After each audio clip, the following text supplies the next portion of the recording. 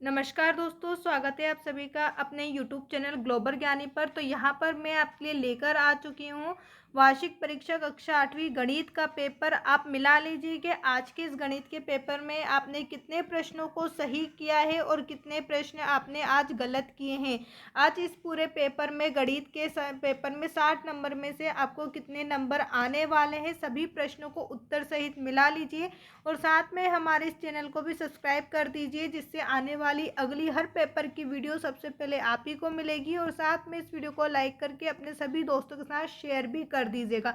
यहाँ मैं आपको गणित का पूरा पेपर आपको हल सहित बताने वाली हूँ, तो सभी प्रश्नों को एक एक करके नोट कर लीजिएगा और ध्यान दीजिएगा कि कौन सा प्रश्न आपसे आज गलत हो चुका है।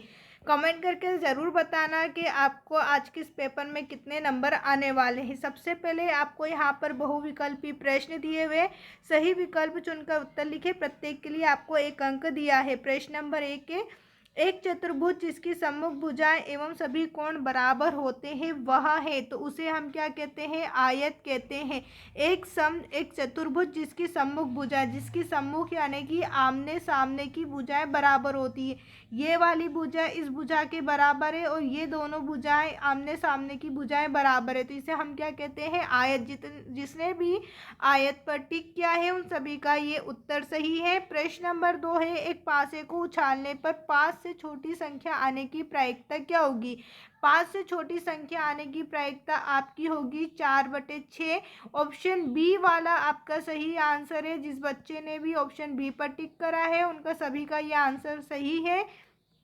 प्रश्न नंबर 3 है, संख्या 4096 का वर्गमूल होगा, तो यहाँ पर आपको चारों ऑप्शन गलत दिए गए हैं। इसमें से सही आंसर कोई सा भी नहीं है। सही आंसर इसका था 64, जो आपके इस पेपर में नहीं दिया गया है। तो यहाँ पर प्रश्न नंबर 3 का सभी बच्चों को 1 नंबर दिया जाएगा।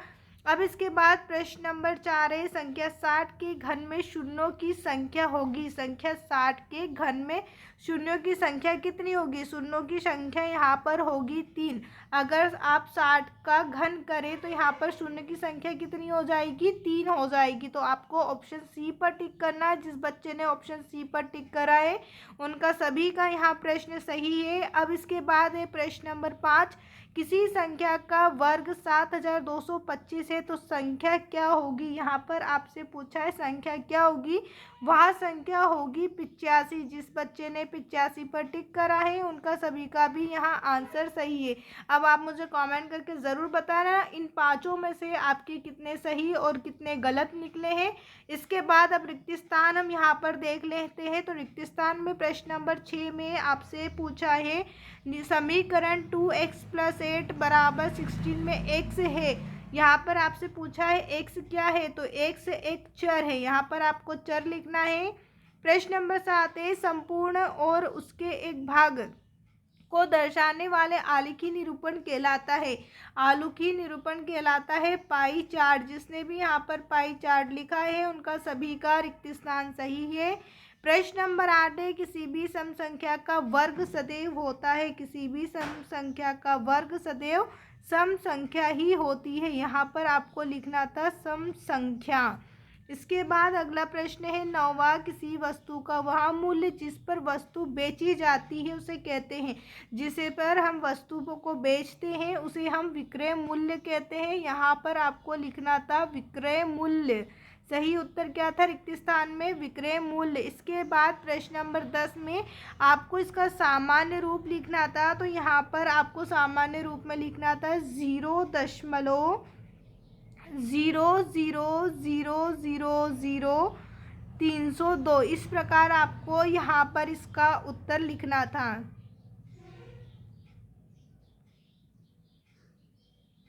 अब इसके बाद है अति लघुत्तरी प्रश्न। यहाँ पर मैं आपके लिए बिल्कुल ओरिजिनल पेपर लेकर आई हूँ। आज का गणित का पेपर जो आपका अभी हुआ है, यहाँ पर मैं आपको वही पेपर बता रही हूँ और उसी पेपर के सभी हल भी बता रही हूँ। तो वीडियो को ध्यान से देखिए और साथ में हमारे इस यूट्यूब चैनल को सब्सक्राइब ज़रूर कर लें, जिससे इससे सभी इंपॉर्टेंट वीडियो जो भी हैं वो सभी आपको मिलती रहें।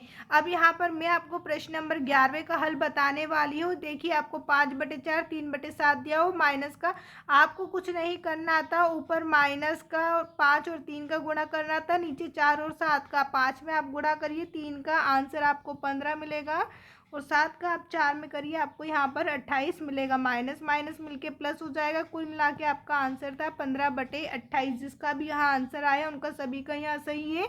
इसके नंबर आपको 2 मिलने वाले हैं। अब प्रश्न नंबर 12 आपको दिया हुआ है, किसी बहुभुज में बाह्य कोणों के मापों का योग कितना होता है। किसी भी बहुभुज में बाह्य कोणों का माप होता है 360। यहाँ पर केवल आपको लिखना था 360। प्रश्न नंबर 13 है, दिया गया पाई चार्ट टीवी पर विभिन्न प्रकार के चैनल को देखने वाली संख्या को दर्शाता है। यदि कुल व्यक्ति 100 है तो समाचार देखने वालों की संख्या कितनी होगी। टोटल व्यक्ति आपको यहाँ पर 100 दिए गए हैं। 25% खेल देखते हैं, 25% समाचार और 50% मनोरंजन। आपसे पूछा समाचार देखने वालों की संख्या कितनी है। समाचार कितने लोग देख रहे हैं, 25% लोग जो है समाचार देख रहे हैं। तो आपको 100 का 25% निकालना था। 100 का 25% मतलब 100 × 25/100। 100 का 100 से आप भाग लगा दीजिए, ये पूरा कट जाएगा। आंसर में केवल 25 बचा, तो आपका उत्तर यहाँ पर था 25। समाचार देखने वालों की संख्या कितनी हो गई, 25। इसके बाद प्रश्न नंबर 14 है, संख्या 40 और 100 के मध्य पूर्ण वर्ग संख्या बताइए। यहाँ पर आपको 40 और 100 के बीच की संख्या बतानी थी। 40, 41, 42 से लेकर ऐसे डेल्जे 100 तक के बीच की संख्या आपको बतानी थी। पूर्ण वर्ग संख्या कौन सी है, तो यहाँ आपको लिखना था 49, 64 और 81। ये तीनों संख्या आपको यहाँ पर बताना था। प्रश्न नंबर 15 है, एक माइक्रोन एक मीटर के बराबर होता है। कथन में प्रयुक्त संख्या का मानक रूप में लिखिए। इसको आपको मानक रूप में लिखना था। प्रश्न नंबर 15 में इसका मानक रूप था 1 × 10⁻⁻6। इसमें सिर्फ आपको इतना सा ही मानक रूप बताना था, 1 × 10⁻6 मीटर। ये आपका उत्तर था। इस प्रश्न के आपको 2 नंबर दिए जाएंगे। अब इसके बाद है प्रश्न नंबर 16, आलेख में एक वर्गीकृत कागज पर बिंदु 5, 3 अंकित है, तो एक्स अक्ष एवं वाई अक्ष के निर्देशांक क्या होंगे। यहाँ पर बिंदु आपको 5 और 3 दिए गए, तो एक्स बराबर आपका 5 हो जाता और वाई बराबर आपके 3 हो जाते। यहाँ पर आपके ये निर्देशांक थे। इसके बाद लघुत्तरी प्रश्न है जो आपसे 3 नंबर में पूछे गए थे। तो यहाँ पर जो भी पेपर मैं आपको बता रही हूँ, जितने भी प्रश्न बता रही हूँ, सभी हल सहित बता रही हूँ।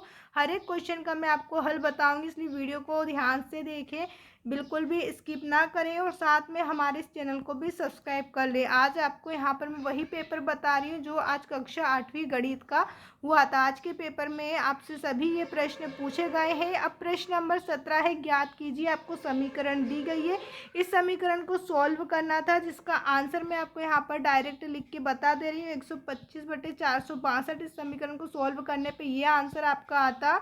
अब प्रश्न नंबर 18 में आपको समीकरण हल करना था। इसमें आपको x वाली राशियों को इस तरीके से एक साथ लिख लेना था, और बिना x वाली राशियों को इस तरीके से अलग साथ में लिख लेना था, और इसको हल करना था। यहाँ पर आपका x की वैल्यू निकालनी थी। x की वैल्यू आपको यहाँ पर मिलती 14 जब आप इस पूरे समीकरण को सॉल्व करते। अब प्रश्न नंबर 19 है, यदि किसी घन का आयतन 125 घन सेंटीमीटर है तो उसकी भुजा की लंबाई ज्ञात कीजिए। यहाँ पर आपको उसकी भुजा निकालनी थी। यहाँ पर आपको दिया गया आयतन कितना दिया गया है, 125 दिया गया है। 125 का आपको वर्गमूल निकालना था। यहाँ पर आप 125 का वर्गमूल निकालते, आंसर आपको क्या मिलता, 5। इसका आंसर आपको 5 बताना था। यहाँ पर मैं आपको बड़े वाले क्वेश्चनों का आंसर भी डायरेक्ट बता रही हूँ। अगर आप पूरा फुल सॉल्यूशन चाहते हैं तो मुझे कमेंट करके ज़रूर बताएं। अगली वीडियो में मैं आपको इस पूरे पेपर का फुल सॉल्यूशन बताऊंगी। अभी मैं आपको शॉर्ट में डायरेक्टली आंसर बता रही हूँ।